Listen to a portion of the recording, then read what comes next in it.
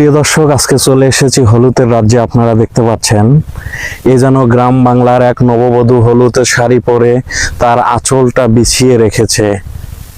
তার মায়াবী রূপ, তার কত সুন্দর চেহারা, কি দেব আমি উপমা, কি দেব বর্ণনা।